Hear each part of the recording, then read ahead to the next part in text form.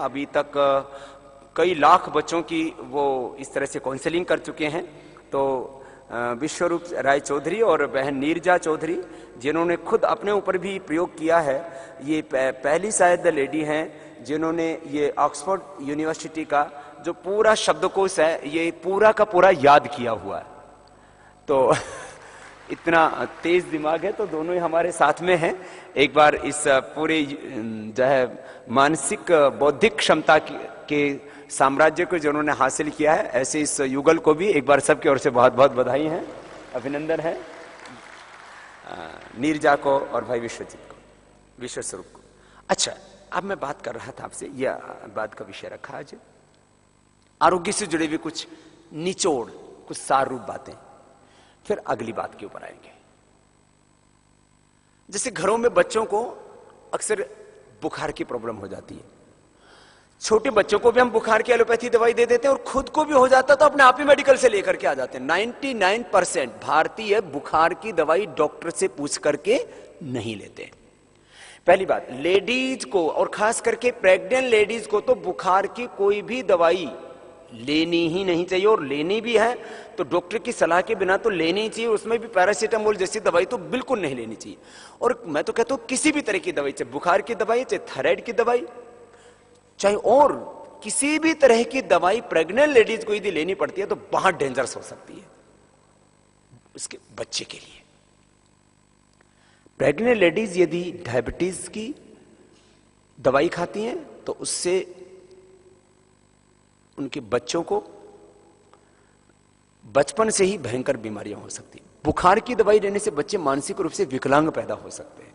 वैसे तो मानसिक विकलांगता के और भी दूसरे कारण हैं, क्योंकि जितने भी मेंटली डिसेबल बच्चे पैदा हो रहे हैं और बचपन से बच्चों को कैंसर, बचपन से हार्ट की प्रॉब्लम, बचपन से ही उनको जॉन्डिस, बचपन से ही छोटे बच्चों को डायबिटीज, बचपन से ही उनको ब्लड कैंसर जैसी बीमारियां हो रही हैं। उसके पीछे बहुत बड़ा कारण माता पिता का खान पान, फिर बच्चों का खान पान, फिर पूरा एनवायरनमेंट में जो विष घुला वो सब कारण है। लेकिन एक बड़ी प्रॉब्लम, प्रेग्नेंट लेडीज को 99% दवाइयों को अवॉइड करना चाहिए। और इसमें जो है वो एक विषय अलग रह जाएगा कि जैसे गर्भवती महिलाओं को फीवर हो जाता है या छोटे बच्चों को भी फीवर हो जाता है।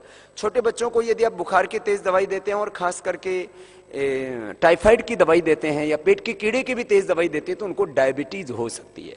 मैंने 90 से 99% ये देखा है कि जिन बच्चों को टाइप 1 डायबिटीज होती है, जैसे कहते हैं इंसुलिन पर डिपेंडेंट बच्चे, उनके माता पिता को, दादा दादी को कोई जेनेटिक प्रॉब्लम उन बच्चों को नहीं होती है, जीन्स में नहीं होती। अचानक कैसे हो गई किसी को समझ में नहीं आ रहा। मेडिकल साइंस में कोई इसके ऊपर ज्यादा रिसर्च पेपर भी पब्लिश नहीं हुए। सब कहते हैं ये तो, फिर जिस बीमारी का नहीं पता लगता ना उसको बोलते थे ऑटो इम्यून डिजीज, बोले तो ऑटो इम्यून डिजीज वगैरह। बच्चे को कैसे ऑटो इम्यून डिजीज हो गई? तो याद रखना, अपने बच्चों को पेट के कीड़े की दवाई, टाइफाइड की दवाई, बुखार की दवाई देने से पहले 100 बार सोचना। तो क्या करें, पेट में कीड़े हो जाएं तो मरवा की चटनी खिला दो। मरवा जो तेज गंध आती है, गुजराती में डमरो बोलते हैं। तुलसी, एक तो तुलसी होती है, एक तुलसी जैसे तेज पत्ता होता है। तुलसी हिंदू लोग अपने घरों में ज्यादा रखते हैं, मुसलमान जो है मरवा को ज्यादा प्रयोग करते हैं। लेकिन कोई हिंदू मुसलमान को पेड़ पौधों से कोई लेना देना नहीं है। तो मरवा की चटनी खाने से एकदम से कीड़े मर जाते हैं। और कीड़े के लिए सबसे अच्छी चीज है आड़ू के पत्तों का रस। 1 चम्मच पिला दीजिए, पेट के कीड़े तुरंत मर जाते हैं। आड़ू के पत्ते, एक तो आड़ू का फल होता है जो आप लोग खाते हैं, और एक जो है आड़ू के पत्ते, उसको कूट करके उसका रस पिला दीजिए। वैसे भी कहीं पर भी शरीर में घाव हो जाए तो ड्रेसिंग के लिए सबसे अच्छा होता है आड़ू का पत्ता। आड़ू के पत्ते से लगा दीजिए, वहां कोई कीटाणु रह ही नहीं सकता। फिर कोई घाव हो जाता है, गैंग्रीन हो जाता है, तो विधारक के पत्तों से भी ड्रेसिंग करते हैं जो सबसे अच्छा होता है। पशुओं में भी कहीं घाव हो जाता है तो कीड़े के ऊपर जैसे ही वो पत्ते का रस पड़ता है एकदम से उसी समय कीड़े मर जाते हैं। ऐसा है वो आड़ू का पत्ता, बहुत जबरदस्त है। बरेली के वहां पशु हॉस्पिटल में भी डॉक्टर्स ने हमसे सुना और फिर प्रयोग किया तो बोले बाबा जी हम तो हजारों जानवरों पर भी प्रयोग किया, आड़ू के पत्तों का रस डालो और कीड़े तुरंत मर जाते हैं। और घाव भरने के लिए, गैंग्रीन का घाव है तो सबसे अच्छा विधारा होती है। विधारा यहां उसका पौधा मिल जाएगा आपको नर्सरी में, विधारा, छोटा छोटा पत्ता होता है, वो लग जाता है, फिर आप उसका विधारा, कहीं गैंग्रीन या कैसे दूसरा घाव। एम्स में ये प्रयोग किया गया, श्रद्धेय आचार्य जी के साथ में कुछ डॉक्टर्स जुड़े हुए एम्स के, तो प्रयोग करते थे। जो भी हम एंटीसेप्टिक क्रीम लगाते हैं, कहीं पर भी कोई चोट लग जाती है, घाव हो जाता है, जल जाते हैं कुछ भी, सबसे अच्छा होता है शहद, शुद्ध शहद। कोई भी एंटीसेप्टिक क्रीम से 10 से 20 गुना ज्यादा हीलिंग पावर होती है शहद में। तो शहद की ड्रेसिंग करने से कोई भी घाव 10 से 20 गुना ज्यादा काम करता है, बहुत जबरदस्त है। फिर इसे कायाकल्प तेल का भी प्रयोग करते हैं। अब मैं आगे बढ़ाता हूं इसी बात को। आपसे मैं बात कर रहा था पेट की कीड़े की, तो पेट के कीड़े के लिए मरुआ के पत्तों का रस और इधर से आड़ू के पत्तों का रस, ये किसी कमीला चूर्ण आ जाता है, किसी भी पंसारी के यहां से मिल जाता है कमीला चूर्ण। विडंगासव, विडंगासव पीने से फिर बच्चों को ये जो पेट में कीड़े हो जाते हैं, पेट में कीड़े हो तो बच्चों की क्या निशानी है? एक तो बच्चों के चेहरे पर ऐसे गोल गोल चकत्ते से पड़ जाते हैं, सफेद सफेद। एक यदि बच्चों को दांत आ चुके हैं तो दांत कटकटाते हैं। फिर 10, 15, 20 साल के लोगों के भी पेट में कीड़े हो जाते हैं, रात को ना सोते सोते ऐसे दांत कटकटाते हैं, तो पेट में कीड़े। और सोते समय ऐसे सोते हैं ना तो लार निकलती है, तो समझ लो पेट में कीड़े हैं। और उससे फिर बच्चों के शरीर का विकास नहीं होता, किसी किसी के बड़ों के भी होता है, और इतने बड़े बड़े भी हो जाते हैं, बहुत बुरी हालत होती है। तो खैर विडंगासव इसमें काम करता है, पेट की कृमि के लिए मैंने आपको बताया। अच्छा, बुखार हो जाए तो क्या करें? बुखार के लिए सबसे बेस्ट दवाई है गिलोय। गिलोय तो हर घर में लगा लो, गिलोय, गुर्च, गुड़ूची, अमृत बल्ली, टिपतिगा, गिलोय तो पूरे हिंदुस्तान में हमने प्रचारित किया और इसका जबरदस्त रिजल्ट है। गुड़वेल बोलते हैं, कहीं गुर्च बोलते हैं, कहीं गिलोय बोलते हैं, कहीं गुड़वेल बोलते हैं, कहीं गड़ो बोलते हैं, कहीं तेपतिगा बोलते हैं, अलग अलग पूरी हिंदुस्तान की भाषाओं में। मुझे इसलिए पता, मैं सब जगह मुझे बतानी पड़ती है। आप इसको यहां से भी मिल जाएगी, आप लोगों के लिए एक एक डंडी दे भी देंगे, आप घरों में लगा लेने ले जाकर के। कैसा भी बुखार हो, इसको काढ़ा बना करके पी लो। इसकी गोली भी देते हैं हम, जैसे आधी गोली बच्चों को, बड़ों को एक गोली, और बहुत ज्यादा तेज बुखार है तो 2-2 गोली भी दे देते। बुखार 99% सामान्य बुखारी ने डेंगू और चिकुनगुनिया भी इससे अच्छा होता है, मलेरिया तक अच्छा होता है, इतनी जबरदस्त है। पूरी दुनिया में करीब 5 करोड़ से ज्यादा लोग डेंगू से मर जाते हैं हर साल। और मेरा ये दावा ही नहीं, हमने करके दिखाया है। सैकड़ों हजारों लोगों को तो मैं जानता हूं जिनको डेंगू हो गया था और उनको हमने ठीक किया है। किससे? खाली गिलोय से। एक तो बुखार अच्छा होता है इससे। देखो डेंगू में 2 चीजें होती हैं, एक तो टेम्परेचर, सेकंड थिंग उनका प्लेटलेट्स डाउन चला जाता है। और प्लेटलेट चढ़ाओ तो भी बढ़ता नहीं है। ये हो सकता है भगवान किसी को कभी भी ना हो डेंगू। जैसे मैं योग करता हूं, पूरे हिंदुस्तान में घूमता हूं, आपको तो 1-2 जगह के मच्छर खाते होंगे, तो मेरी तो टेस्टिंग करने सब मच्छर आते हैं। और जितने भी पुराने बेईमान लोग मरे हुए हैं सब मच्छर बन करके पैदा हो रहे हैं, मेरा खून पीते हैं अभी भी। खैर कि ये बाबा जो है इसने हमें हम तो किसी को नहीं सता रहे, लेकिन वो सताते हैं। तो लेकिन हमको कभी भी बुखार तक भी नहीं होता। इम्यून सिस्टम आपका स्ट्रांग हो जाए तो आपको कोई प्रॉब्लम नहीं आएगी। खैर गिलोय सबसे अच्छी चीज है बुखार के लिए। तो एक तो सिम्टम्स इससे ठीक होंगे, फीवर कम होगा, प्लेटलेट्स एकदम बढ़ जाते हैं। प्लेटलेट्स को बढ़ाने के लिए 3 चीजें बहुत जरूरी हैं, एक गिलोय, दूसरा घृतकुमारी, और तीसरा है पपीते के पत्तों का रस। वैसे व्हीट ग्रास भी इसमें मदद करता है। प्लेटलेट्स 3-4 परिस्थितियों में कम होते हैं या ज्यादा होते हैं। ये कम और ज्यादा होना दोनों ही तरह फिर कैंसर कहलाता है। टीएलसी, डीएलसी, डब्ल्यूबीसी, आरबीसी जब बहुत ज्यादा कम हो जाएं, बहुत ज्यादा डाउन चले जाएं, तो ये दोनों ही कैंसर की सी स्थिति भी बन जाती है। जब बहुत ज्यादा डाउन चले जाते हैं प्लेटलेट्स, उसको बोलते हैं एप्लास्टिक एनीमिया। फिर उसमें महीने में 2-3 बार ब्लड चढ़ाना पड़ता है, और यदि क्रिटिकल हो जाए तो फिर आदमी मर ही जाता है। मैंने पहले तो डॉक्टर्स को ही अच्छा किया। एप्लास्टिक एनीमिया का सबसे पहला मेरा पेशेंट था लखनऊ का, एक बहुत उनके सब रिकॉर्ड मेरे पास में रखे, रिकॉर्डिंग भी रखी हुई उनकी पूरी की पूरी। एप्लास्टिक एनीमिया था उनको ठीक किया हमने। उसके बाद तो लाइन लगा करके लोगों को, अब तो मैं 5 साल के बच्चों से लेकर के 50-60 साल तक के लोगों को अपना प्रयोग कर चुका हूं। डेंगू के रोगियों, किसी को ऐसे ही हो जाता है, जेनेटिकली प्लेटलेट्स कम होते हैं किसी किसी के, किसी को डेंगू से, किसी के जेनेटिकली जो है वीक कमजोर होते हैं, किसी को बाद में कम होते हैं। लेडीज को भी किसी किसी को प्लेटलेट्स कम हो जाते हैं। ऐसे तो हीमोग्लोबिन तो कम रहता है, प्लेटलेट्स भी कम हो जाते हैं। तो उनको कहीं पर भी चोट लगे तो काला काला निशान पड़ जाता है। इससे नुकसान क्या है प्लेटलेट कम होने से? प्लेटलेट कम होने से देखो, एक तो होती है हमारी आर्टरीज, एक होती है आर्ट्रियोल, एक होती है कैपिलरीज।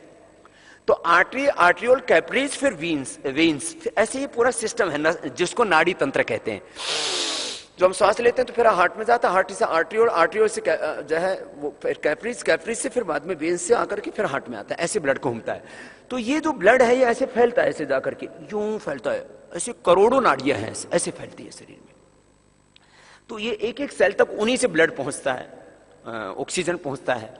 तो ये प्लेटलेट कम हो जाए तो क्या होता है, वो सारा ब्लड लीक होने लगेगा ब्रेन में, हार्ट में, किडनी में, लीवर में, और आदमी मर जाएगा। तो प्लेटलेट कम होने से फिर खून जो है वो पूरे शरीर में फैल जाएगा और आदमी मर जाएगा।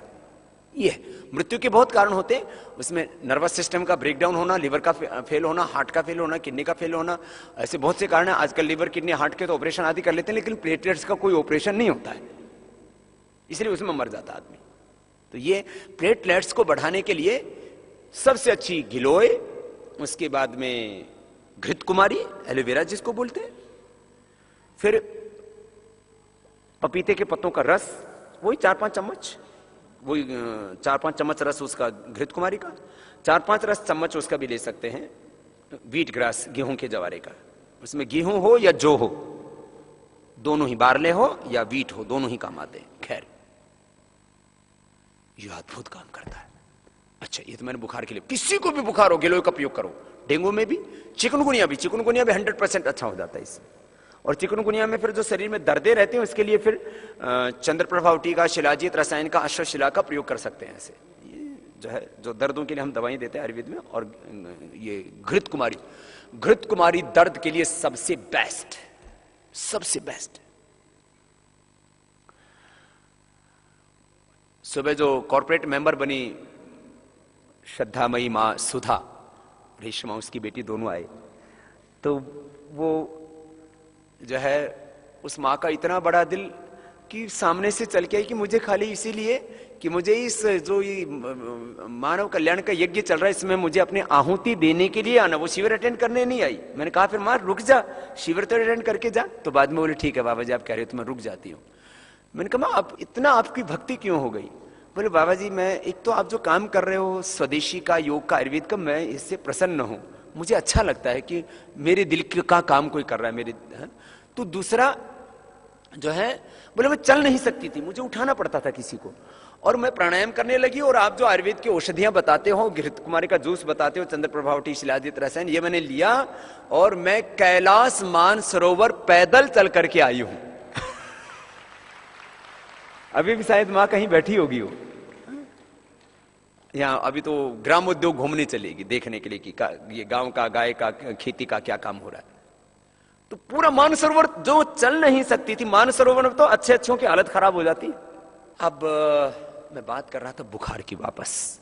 बुखार किसी को कितना ही ज्यादा हो तो गिलोय का प्रयोग, गिलोय ये डंडी होती है, सबको पता है, घृत कुमारी का ही सभी को पता है, तुलसी सब जानते ही हैं। पूरे हिंदुस्तान में तुलसी की तो हम पूजा करते हैं। तुलसी की पूजा इसलिए नहीं करते कि उससे देवता प्रसन्न हो जाएंगे। तुलसी 3 पत्ते रोज खा लो तो आपको जिंदगी में कैंसर, टीबी से लेकर के कोई आपकी बैक्टीरियल वायरल इन्फेक्शन तो बहुत दूर की बात रही, कैंसर, टीबी तो बहुत दूर की बात रही, सर्दी जुकाम की भी बीमारी नहीं होगी। 3 पत्ते तुलसी के रोज खा लीजिए, 3 पत्ते तुलसी के सुबह उठते ही खा लो बस। हाँ ऐसे ही तुलसी के पत्ते तोड़ करके, चबाने की जरूरत नहीं, ऐसे ही निकल जाओ बस।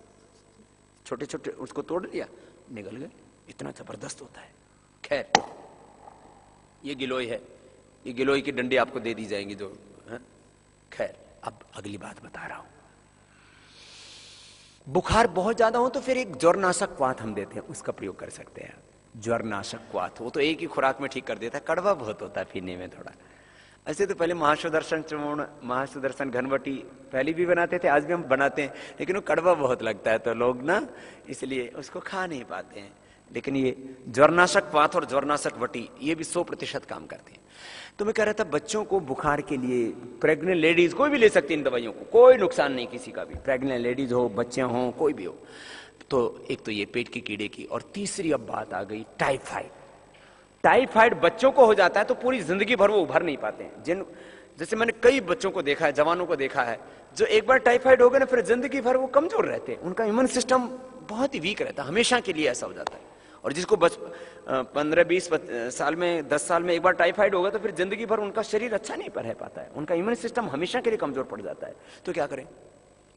इसके लिए लिख लो, इतना अच्छा प्रयोग है, 3 मुनक्का 3 अंजीर चुटकी भर खूब कला। खूब कला आपको यहीं से दे दिया जाएगा, अपने घरों में रखो। टाइफाइड होता ही रहता है किसी न किसी को। 3 मुनक्का 3 अंजीर और 1 चुटकी भर दाना, माना आप आधा ग्राम 1 ग्राम समझ लीजिए, 1 ग्राम के करीब खूब कला। ये राई जैसे दाने होते हैं जो बहुत पतले, बहुत राई जैसे दाने होते हैं, वो आपको दे दिया जाएगा, यहां से आप ले लेना। बहुत साधारण सी चीज है ये। 3 खुराक में ही टाइफाइड ठीक हो जाता है। ये आपको मैं खाली पढ़ी पढ़ाई बातें नहीं कर रहा हूं, कोई भी सब सार तत्व, वो निचोड़ जो लाखों करोड़ों लोगों पर हमने प्रयोग किया, वो कह रहा हूं आपसे। तो इसको क्या करना है? 3 मुनक्का, उसके बीज निकाल लिए, अंजीर पूरा का पूरा ले लिया धो करके, और 1 चुटकी भर 1 ग्राम के करीब ये क्या बताया था? खूब कला। खूब कला। अब इसको रगड़ लिया सलबट्टे पे, चटनी बना ली, चटनी बना करके खिला दीजिए, खाने में भी अच्छी लगती है और इसमें भूख बहुत अच्छी लगेगी। टाइफाइड में भूख खत्म हो जाती है। टाइफाइड होता है आंतरिक ज्वर बोलते हैं, इंटेस्टाइन का फीवर होता है वो, और इसमें आत्मसूजन भी आ जाती है, भूख एकदम खुल जाती है। 3 दिन में तो चकाचक दनादन दौड़ लगाएंगे, टाइफाइड खत्म। दाने वाला बुखार बोलते हैं, कोई और दूसरा बोलते हैं, आंत वाला बुखार बोलते हैं, कुछ ऐसे अलग अलग नाम बोलते हैं, मोती झारा बोलते हैं, कुछ अलग अलग नामों से इसको लोग जानते हैं। ये टाइफाइड के लिए इससे बेहतर पूरे वर्ल्ड में कोई दवाई नहीं है। और दवाई कितने रुपए की? 3 रुपए की। 5 रुपए की मान लो ये खुराक जो है, अपने घर में की चीज है सारी की सारी। इसकी बहुत भूख बहुत अच्छी लगेगी। तो इसमें लेना क्या? दूध, चीकू, सेव, पपीता, ऐसी हल्की चीजें, अनार, ऐसी चीजें, मैंने भारी चीज कोई नहीं खानी है। बच्चे हैं तो ज्यादा उनका मन करे तो उनको थोड़ा खिचड़ी दे सकते हैं, या दाल, मूंग की दाल का पानी दे सकते हैं, नहीं तो वो भी 3 दिन थोड़ा सा कीजिए, एकदम टनाटन तबियत फिट। खैर, ऐसे कुछ छोटी छोटी बातें और बताता हूं। देखो, एक तो योग का विषय है, दूसरा है जड़ी बूटियों का। हर एक चीज का एक प्रभाव होता है, हर एक चीज का गुण होता है। आयुर्वेद में कहा जाता है कोई भी वस्तु ऐसी नहीं दुनिया में जो औषधि ना हो।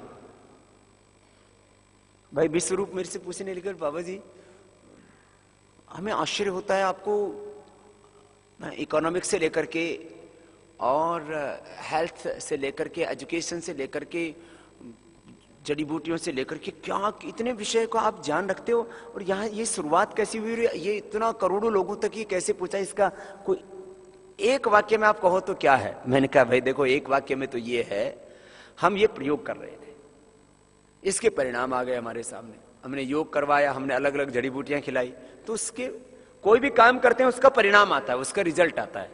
भांग खाओगे तो नशा होगा, धतूरा खाओगे तो और ज्यादा नशा होगा, जहर खाओगे तो मर जाओगे, कुछ दूसरी चीज खाओगे किसी से ताकत मिलेगी, किसी कुछ ना कुछ किसी का प्रभाव होगा। तो हमने योग की क्रियाएं करवाई और उसका प्रभाव जो आया, हमने उसको बस विज्ञान की कसौटी पर कसा और लोगों को बताया कि ये इसका मैकेनिज्म है, ये इसका साइंस है। उसको फिर हमने जो है एक्सप्लेन किया, खाली सच को हमने खाली शब्द दिए बस। जैसे आपको सुबह हमने एक्सरसाइज करवाई, कितनी देर? 1 घंटा।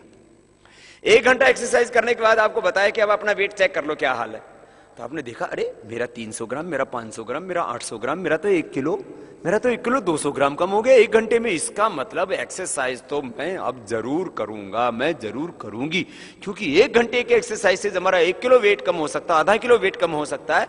और मैं 2-3 महीने इस तरह से एक्सरसाइज 1-1 घंटा भी कर ली तो वापस मैं ऐसे ही हो जाऊंगी जैसे दुनिया के हर इंसान की चाहत होती है कि मैं खूबसूरत दिखूं, मैं स्वस्थ हो जाएगी। खैर, ऐसे ही हमने जड़ी बूटियों का प्रयोग करवाया और उसके जो जो परिणाम आए वो हम आपको बता रहे हैं।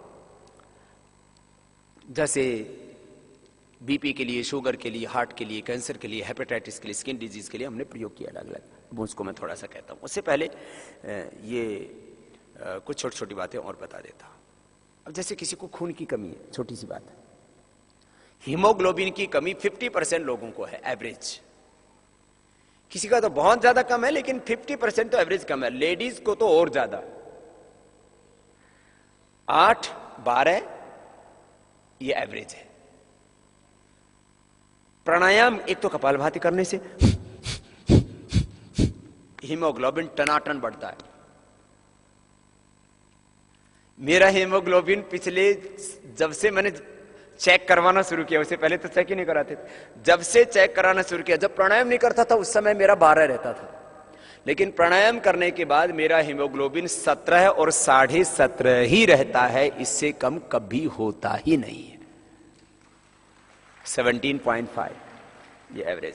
अब इससे ऊपर नहीं, फिर 18 से ऊपर चला जाए तो खतरनाक होता है, लेकिन ऊपर भी नहीं जाता और नीचे भी नहीं आता, तो 17 सेट हो गया है, परफेक्ट। तो आपको जिंदगी में कभी आयरन की गोली खाने की जरूरत नहीं, खून की कमी से नहीं, फिर थकान आ जाती है, शरीर तगड़ा है लेकिन हीमोग्लोबिन कम है तो थक जाते हैं। लेडीज को तो बहुत प्रॉब्लम रहती है, क्योंकि मंथली में भी उनको ब्लीडिंग आदि होने से ये हो जाता है, किसी किसी का लीवर वीक होता है, किसी किसी को जेनेटिकली होता है, फिर वो जो है फिर उनको तो खून चढ़ाना ही पड़ता है, अलग अलग तरह की फिर बीमारियां होती हैं। थैलीसीमिया का रोग होता है, थैलीसीमिया के फिर माइनर थैलीसीमिया तो प्राणायाम से 100% अच्छा होता है, मेजर थैलीसीमिया वो थोड़ा सा क्रिटिकल है। माइनर थैलीसीमिया तो पूरा 100% अच्छा हो जाता है। पूरे के पूरे खानदानों को ये माइनर थैलीसीमिया की प्रॉब्लम होती है। फिर ऐसे ही कुछ और रोग हैं। हीमोफीलिया, हीमोफीलिया में क्या होता है, हीमोफीलिया में एक तो ये प्लास्टिक एनीमिया अलग तरह की बीमारी जिसमें ब्लड फैल जाता है और आदमी मर जाता है। हीमोफीलिया में ये प्लेटलेट्स भी कम नहीं होता ज्यादा, उसमें ब्लड कहीं लीकेज होता है, ऐसे अंदर लीकेज नहीं होगा, ऐसे पहले तो कहीं लीकेज होगा तो रुकेगा नहीं, बाद में फिर अंदर ही लीकेज हो करके पूरे जोड़ जोड़ जोड़ जोड़ पूरे ऐसे फूल जाए और फिर बहुत बुरी हालत हो जाती है। ये हीमोफीलिया भी आजकल बहुत होने लग रहा है। तो इसमें एक तो शीशम के पत्तों का रस, गिलोय, ये दोनों देते हैं और प्राणायाम उनको नियमित रूप से कराते हैं। और जिनके जॉइंट्स में प्रॉब्लम आ चुकी है फिर उनको चंद्र प्रभावटी, गोक्षुरादि गुगुल या कैशोर गुगुल इस तरह से देते हैं, तो उनको ठीक होता है। फर्स्ट सेकंड स्टेज के तो अच्छे हो जाते हैं, फिर लास्ट स्टेज में तो फिर मरी जाते हैं फिर ऐसे पेशेंट हीमोफीलिया के। बड़ी खतरनाक बीमारी है। बात से बतानी है मुझे, कुछ छोटी छोटी बातें उनका हमेशा ध्यान रखना। एक तो बीमारियों के ऊपर वापस आता हूं, पहले आहार के ऊपर थोड़ी सी बातें कह देता हूं। हमेशा दालें जो है वो छिलका वाली खाना, धुली हुई दाल नहीं खाना। हाँ, छिलके कोई भी दाल हो, साग सब्जियां, फल हो, गर्म पानी से धो करके ही प्रयोग करना चाहिए, वो एक अलग बात है।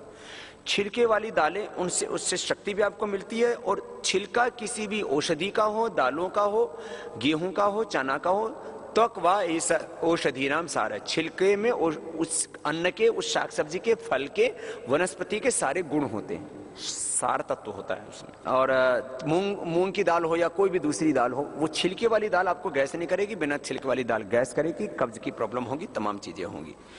कोई भी आटा है वो मोटा होना चाहिए और चोकर उसका फेंकना नहीं चाहिए और साथ में उसका प्रयोग करना चाहिए।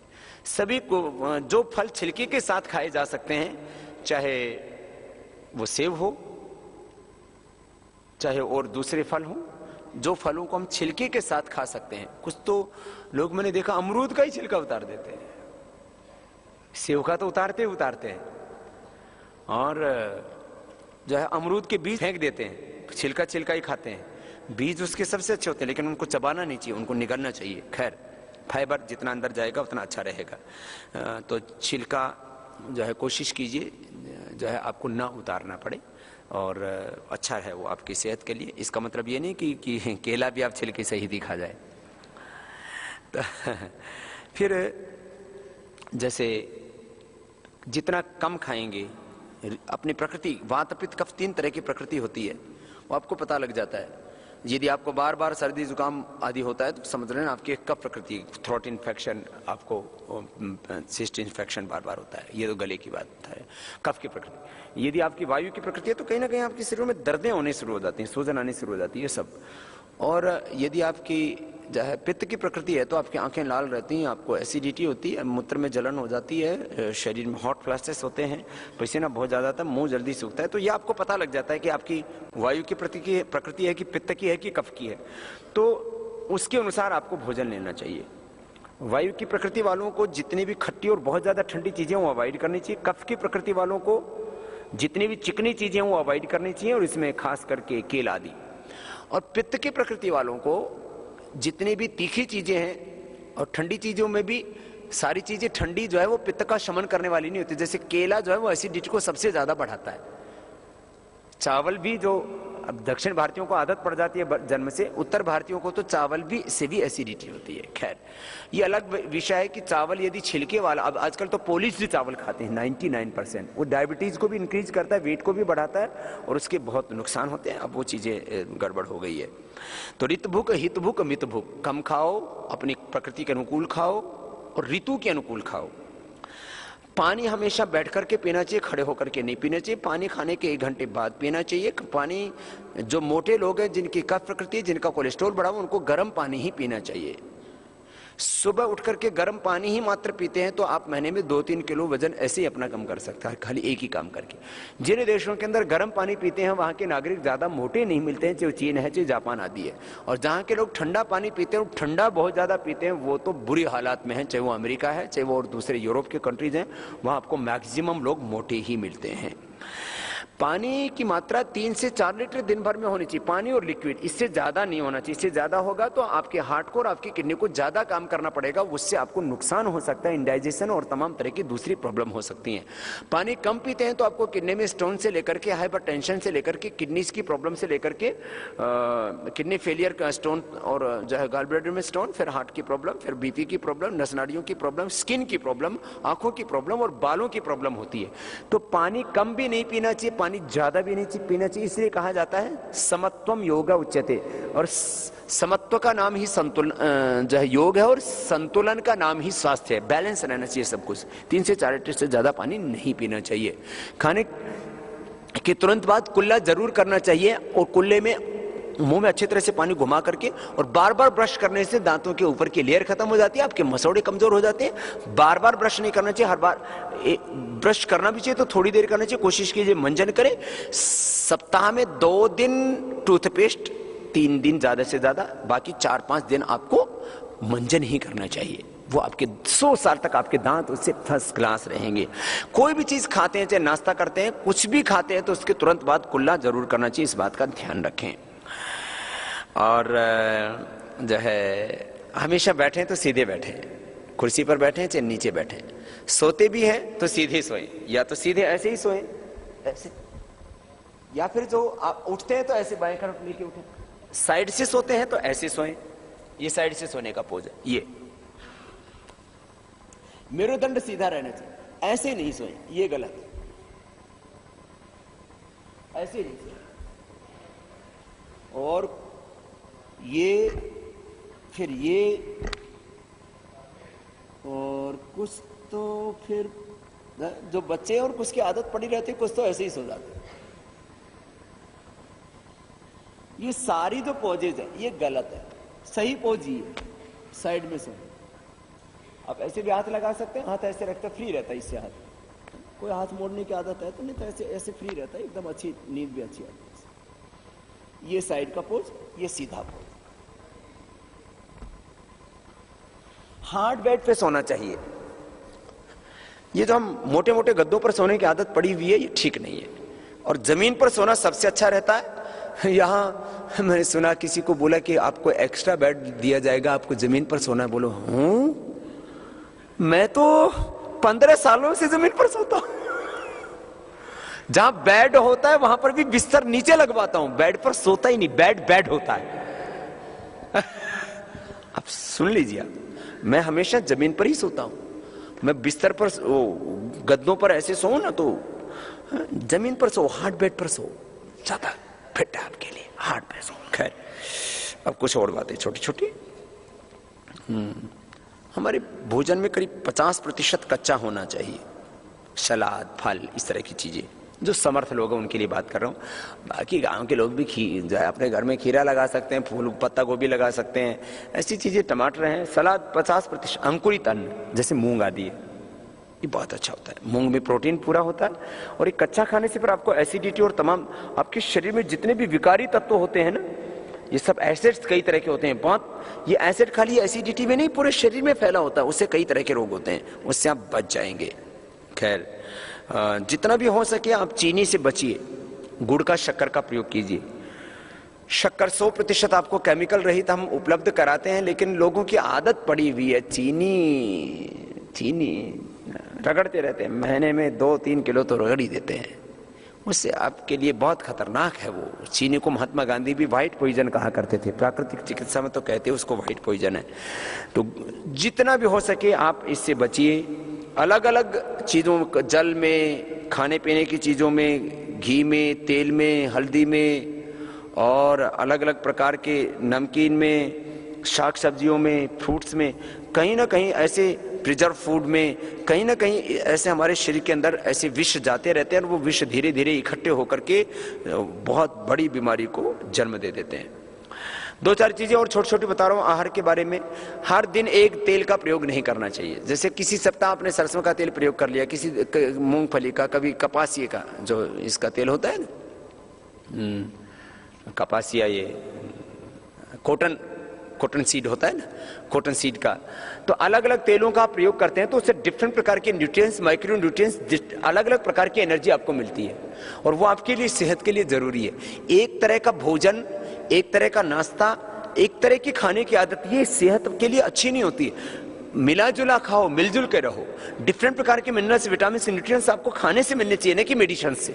दवाओं के तौर पर हम जितने भी nutrients, micro nutrients, chemical, iron और तमाम तरह की जो चीजें खाते हैं, एनर्जी ड्रिंक्स आदि लेते हैं, ये सब आपके लिए अच्छा नहीं है।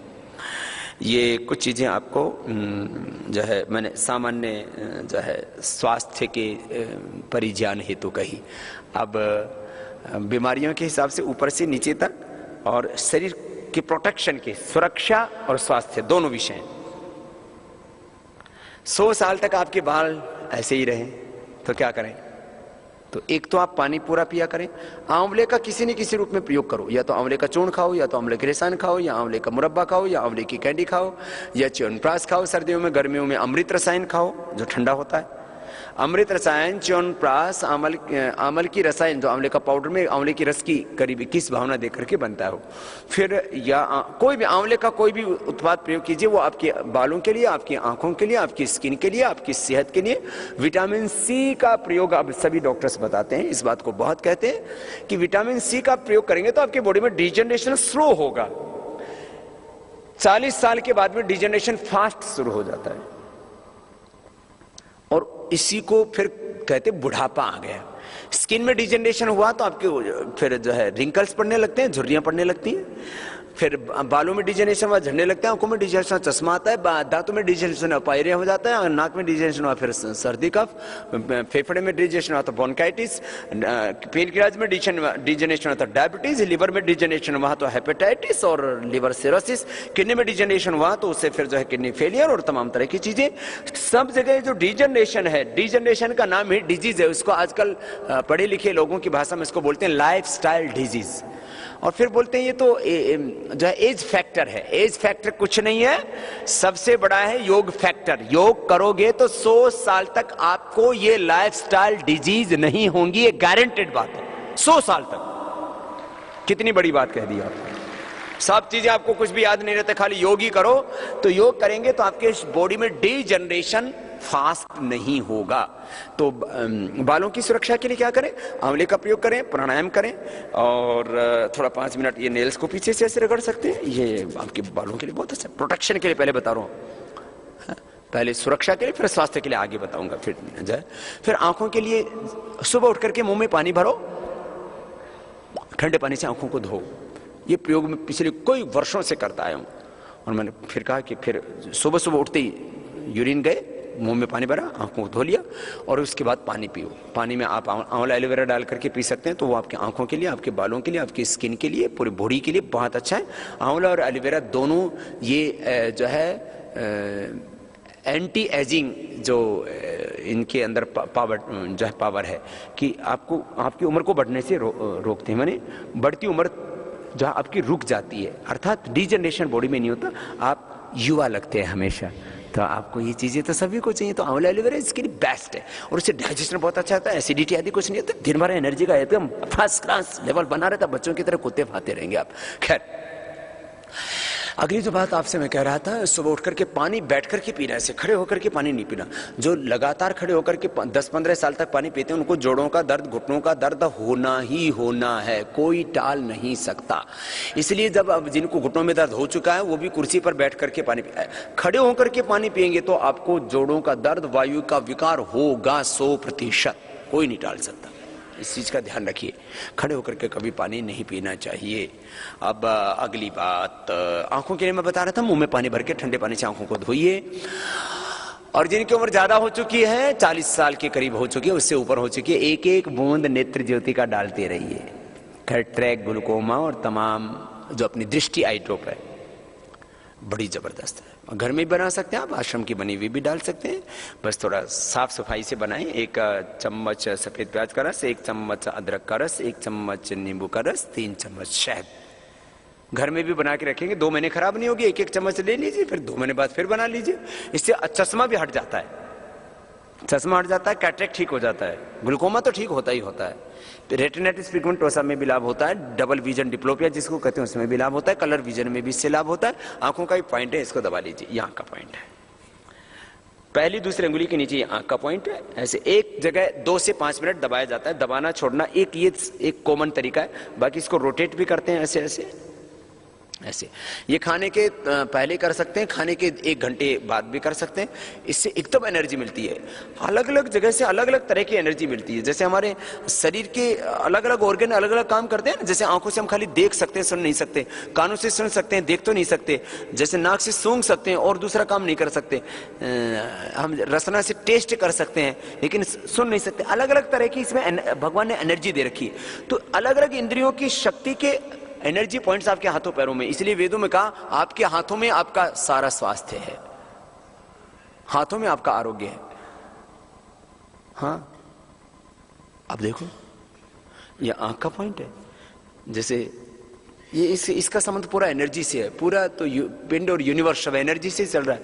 योगाभ्यास से, प्राणायाम से, दवाइयों से, डिफरेंट प्रकार के केमिकल्स और हार्मोन्स, जो भी हम चाहे एलोपैथी में, चाहे होम्योपैथी में, चाहे आयुर्वेद में, जो भी हम चीजें ले रहे हैं, खा पी रहे हैं, वनस्पति जो भी शाक सब्जियां फल आदि जो भी चीजें खाते हैं उससे डिफरेंट प्रकार की एनर्जी मिलती है। तो एनर्जी तो आपके शरीर में ही है, जो एनर्जी इस ब्रह्मांड में वो सारी आपके पिंड में ही है। तो उसे एनर्जी को डिफरेंट प्रकार से हम एक्टिवेट करते हैं, उसके लिए डिफरेंट मेथड्स हैं। तो ये भी एक मेथड है, ये भी एक प्रक्रिया है। ये यहां से आंख ठीक होती है, ऐसे दबाते आंख में करंट आने लगता है। किसी मैंने तो आंखों की बीमारियों में जबरदस्त इसका लाभ देखा है।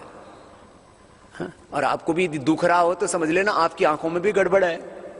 दुखता है तो डायग्नोसिस भी है कि आंख में गड़बड़ हो रही है, और ठीक भी हो जाएगा। पहले दूसरी अंगुली के नीचे आंख का, फिर बीच की 2 अंगुलियों के नीचे ये फेफड़े का पॉइंट है। दबा के देख लो, थोड़ा दुख रहा है ना, 40 साल से ज्यादा हो गया तो चश्मा आने वाला है, तैयार हो जाओ। फिर कैटरेक्ट, ग्लूकोमा भी दबाते रहो, कुछ नहीं होगा। कपालभाति, अनुलोम विलोम कर लेना, ये दबा लेना, यहाँ के लिए, ये फेफड़े के लिए, लास्ट में फिर ये कान के लिए, फिर ये ऊपर कान के लिए, रेखा के ऊपर यहां ये हार्ट के लिए,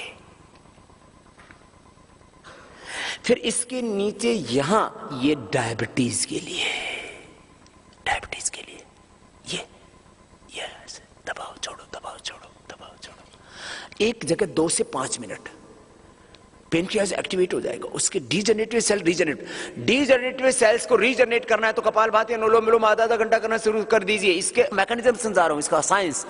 कपालभाति, अनुलोम विलोम आधा घंटा करने से हमारी बॉडी में एक्स्ट्रा स्टेम सेल्स जनरेट हो जाते हैं, जो डीजनरेटिव सेल्स को रीजनरेट करते हैं। पहले मेडिकल साइंस इस बात को नहीं मानता था, वो भी मानने लग गए।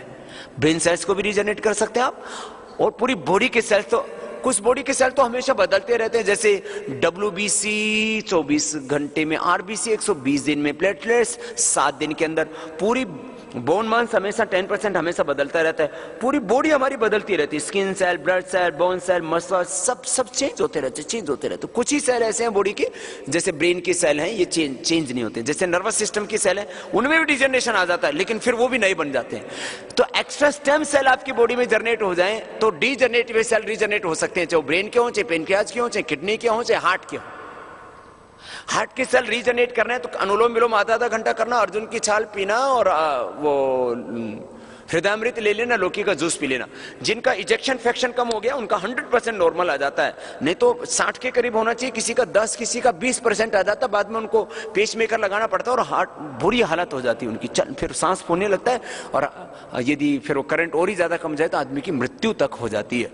और यदि पेसमेकर लगाते हैं तो वो भी 3 से 5 साल में दोबारा चेंज करना पड़ता है। ये सब चीजों से बचिए। ये है, ये हार्ट यहां से चार्ज होगा, यहां से पेनक्रियाज चार्ज होगा, यहां से किडनी चार्ज होगी आपकी, यहां से आंतें चार्ज होंगी आपकी, यहां से थायराइड चार्ज होगा आपका, वहां को थायराइड को एनर्जी मिलेगी, यहां से स्टमक को एनर्जी मिलेगी, स्टमक, थायराइड, थिली के बीच में किडनी, यहां पेनक्रियाज, यहां इंटेस्टाइन, फिर यहां पाइल्स, फिशर, फिस्टुला, एनस का नीचे वाले भाग, फिर ये यौन रोगों के लिए, यौन ग्रंथियों के लिए, प्रजनन संस्थान जो हमारा रिप्रोडक्टिव सिस्टम है उसके लिए, लेडीज के मेंस्ट्रुएशन के लिए, जेंट्स को जितने भी सेक्सुअल डिसऑर्डर्स हैं उनके लिए, यहां से ये सब ये फिर इधर ये कमर के लिए, फिर इधर मस्तिष्क के लिए, ये पीछे के सारे पॉइंट दर्दों के लिए, हाथों में भी पैरों में भी सेम। फिर ये सब टॉप्स साइनस के लिए, सारी टॉप्स, ये इधर पिट्यूटरी, पेनल ग्लैंड और ब्रेन के लिए। रिंग फिंगर ये मास्टर पॉइंट है, रिंग फिंगर का टॉप। अब इसको एक्यूप्रेशर अलग है, एक सुजोक अलग है, तो उसमें दोनों को मैं साथ में जोड़ करके बता रहा हूं। ये ऐसा पूरा पोरवा ऐसे दबा दो यू शेप में, और बीच में ऐसे, जैसे स्वामी नारायण वाले तिलक करते हैं, और भी कोई संप्रदाय वाले करते हैं, यूं जैसे यू शेप किया और बीच में बिंदियां लगा दी। तो ये बीच में इसका टॉप उठा हुआ और इसके साइड से ऐसे ऐसे दबा दीजिए। इससे सिर दर्द से लेकर के, कमर दर्द से लेकर के, बीपी से लेकर के, जिनको नींद नहीं आती, बीपी तो ऐसे दबाते दबाते ठीक हो जाता है। ऐसे 5 मिनट के अंदर ही आपका यदि बीपी 140 150 हो रखा, ऊपर का नीचे का 100 के करीब पहुंच गया है, तो आप समझ ले 5 मिनट आपने एक्यूप्रेशर कर लिया तो आपका बीपी डाउन हो जाएगा। मैंने किया है ऐसे लोगों को। फिर बाबा जी आप कुछ जादू करते हो क्या? मैंने कहा जादू तो तेरे अंदर है, हमने कोई चमत्कार। ये रिंग फिंगर, छोटी अंगुली के पास वाली, चटली के पास वाली अंगुली, चटली के ऊपर या पेशाब के लिए होता है। बच्चे यूरिन के लिए जाते हैं तो कौन सी अंगुली खड़ी करते हैं? ये वाली, इसमें ये यूरिन के लिए, यहाँ ये जिनको भी किडनी की प्रॉब्लम है यहाँ से और यहाँ से दबाएं। ये तो स्ट्रेस के, ये मास्टर पॉइंट है, स्ट्रेस के लिए, अनिद्रा के लिए, हाइपरटेंशन के लिए, साइनस की प्रॉब्लम के लिए, कमर के दर्द के लिए, माइग्रेन पेन के लिए, डिप्रेशन के लिए, सब के लिए अच्छा है। तो इसलिए इसमें अंगूठी भी पहनते हैं। और वैसे भी शादी होने के बाद स्ट्रेस होने की ज्यादा संभावना रहती है, इसलिए मंगनी पर ही पहना देते हैं। बाबा लोगों को पूरी जिंदगी जरूरत ही नहीं, क्योंकि कुछ पल्ले है ही नहीं। और याद रखना, जिसका कोई नहीं होता उसका भगवान होता है, और जो भगवान का होता है वो सबका होता है। और जिसने भगवान को पा लिया उसको सब कुछ मिल जाता है, और जिसको वो नहीं मिला उसको सब कुछ मिल करके भी शांति नहीं मिलती है, चैन नहीं मिलता है। अब वो अलग बात है। देखिए बहुत आध्यात्मिक सत्य था ये। अभी इतने बोले बाबा कहाँ याद रहेंगे, तो थोड़ी देर नंगे चल लिया करो तो सारे नीचे के पॉइंट दब जाएंगे, और थोड़ा नहाते समय जोर से रगड़ लिया करो तो ऊपर वाले पॉइंट दब जाएंगे। घुटने का दर्द, कमर का दर्द, शटिक अपेल, नमस्कुलाइटिस, एंक्लोजिंग स्पॉन्डिलाइटिस, ये नहीं होगा। रगड़ के ना लिया करो, जोर जोर से रगड़ा करो ऐसे, ये है ना। फिर यहाँ से भी ऐसे थोड़ा सा जोर से रगड़ लिया करो। पहले तो स्नान करते समय जोर से मालिश किया करते थे ना सर, ये सब है ना। और आजकल तो ऐसे टब में डूब के फिर बाहर निकलते हैं, फिर कोमल से तौलिए से ऐसे ऐसे करते हैं जैसे खरोंच ना लग जाए, ऐसे ऐसे। और फिर जो ज्यादा ही सभ्य घरों के लोग हैं वो स्क्रबर का प्रयोग करते हैं। फिर तौलिए से नहीं रगड़ेंगे, फिर वो 500-1000 रुपए का ऐसा एक जेल सा लेके आएंगे, उसमें किसी में जो है अखरोट की छिलका, किसी में बादाम का छिलका आदि पड़ा होता है, कोई हार्ड चीज, फिर उसको रगड़ रगड़ के फिर कहेंगे देखो मैं कितनी गोरी हो गई। ये सब स्क्रबर छोड़ो, अपना जोर से तौलिया से खादी तौलिया रखा करो देसी। कॉटन का, और उससे ऐसे अच्छे से पहले तो रगड़ के नहाओ, फिर अच्छे से मालिश कर लो। आपको डेड स्किन सेल रहेंगे ही नहीं। 100 साल तक आपकी चमड़ी ऐसी रहेगी जैसे 5-10 साल के बच्चे की रहती है। और इसके साथ एक दो चीज और बता देता हूं। ये जो सेविंग करते हैं ना, हम मेरे से बहुत बोलते, बाबा जी आपने सेविंग क्रीम नहीं बनाई। मैंने कहा मुझे इसलिए याद नहीं रहते, मैंने मुझे जरूरत ही नहीं है। तो फिर भी हमने अब जल्दी बना रहे हैं उसके ऊपर करीब 1 साल से रिसर्च चल रहा है, उसको बना देंगे, जल्दी दे देंगे। सेविंग के लिए सबसे बेस्ट तरीका आपको बताता हूं। ये कितने ही लोगों का अनुभूत है, 1-2 का नहीं, मैंने पहले भी कई बार बताया। नारियल का तेल लगाओ और 2-1 मिनट ऐसे अच्छे से मसाज कर लो, चेहरे की चमक बढ़ जाएगी। और उसके बाद नारियल का तेल लगा के से थोड़ी मसाज करके और फिर थोड़ा तेल लगा लेना, नारियल का तेल, हाँ थोड़ा पानी, और ऐसे से करके फिर आप करना, इतना सॉफ्ट होगा। आपके 2 मुंह बाल नहीं होंगे, कभी खुजली खुजली होना, और चेहरा आपका बच्चों जैसा रहेगा। जो सेविंग नहीं करते मेरी तरह से, उनके लिए तो है ही नहीं है, बाकी के लिए बता दिया सबसे बेस्ट है। बाकी ये जिलेट का चक्कर में पड़ने की जरूरत नहीं है, बहुत बुरा हाल है। अब हमको तो समझ में ही नहीं आता, मेरे मुंह से कहना भी शोभा नहीं देता, इसलिए मैं कुछ नहीं कहता। ऐसे ऐसे विज्ञापन आदि बना करके हमको उल्लू बनाते हैं और हम बन जाते हैं। ये सेविंग के लिए आपको मैंने बता दिया। खैर अब आगे चल रहा हूं।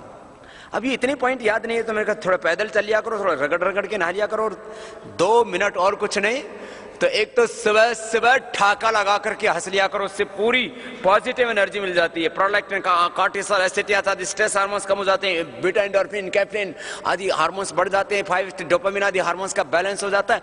खाली इतना ही नहीं, केमिकल सोर्स हार्मोन्स का तो बैलेंस होता ही है, उसे पूरे शरीर से अंदर से ना पॉजिटिव एनर्जी और अच्छे अच्छे केमिकल्स, अच्छे अच्छे हार्मोन्स सोर्स ये सब सीक्रेट होते हैं, और पूरा शरीर अंदर से नाचने लगता है, और बीमारी का, डिजनरेशन का नाम ही नहीं। तो एक बार सुबह सुबह जोर का ठेका लगा करके, हाथ उठा करके, अभी भी तो हंस के दिखा दो एक बार।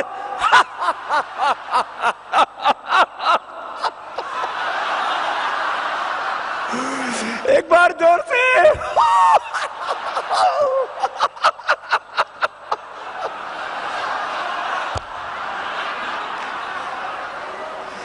ऐसे जोर से ऐसा करो। अच्छा, जिसके घर में हंसने पर प्रतिबंध हो, पाबंदी हो, तो मुंह बंद करके हंस लिया करो।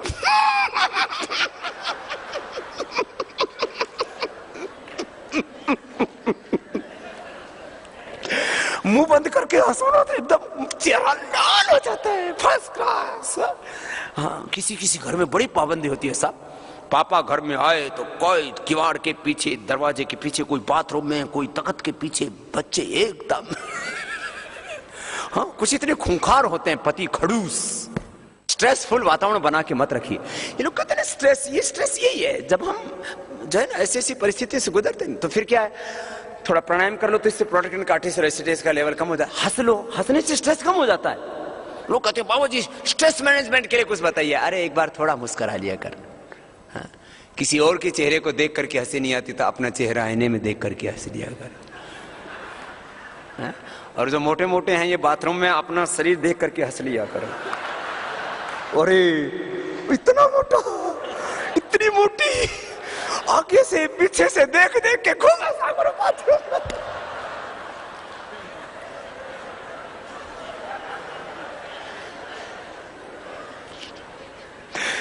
क्योंकि बाहर तो आपको लोग ताने ही सुनाते, तो कम से कम बाथरूम में तो हंस लिया करो, थोड़े स्ट्रेस कम हो जाएगा। खैर हंस लिया करो, 2 मिनट हंस लिया करो, और 2 मिनट ताली बजा लिया करो। हास्य योग बता दिया। अब ये कीर्तन योग है, कीर्तन योग। ताली बजाओ ऐसे जोर से, हाँ ऐसे।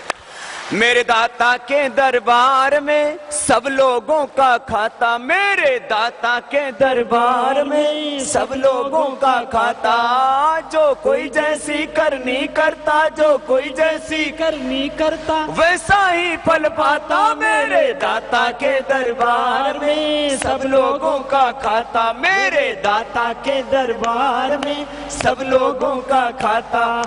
बड़े बड़े कानून प्रभु के बड़ी बड़ी मर्यादा, बड़े बड़े कानून प्रभु के बड़ी बड़ी मर्यादा, किसी को कोड़ी कम नहीं देता मिले न पाई ज्यादा, किसी को कोड़ी कम नहीं देता मिले न पाई ज्यादा, इसीलिए वह दुनिया का है, इसीलिए वह दुनिया का है, जगतपति कहलाता मेरे दाता के दरबार में सब लोगों का खाता, मेरे दाता के दरबार में सब लोगों का खाता। ऐसे कोई कीर्तन करके जोर जोर से कुछ नहीं आता तो ऐसे जोर से बजा लो। परम पूज्य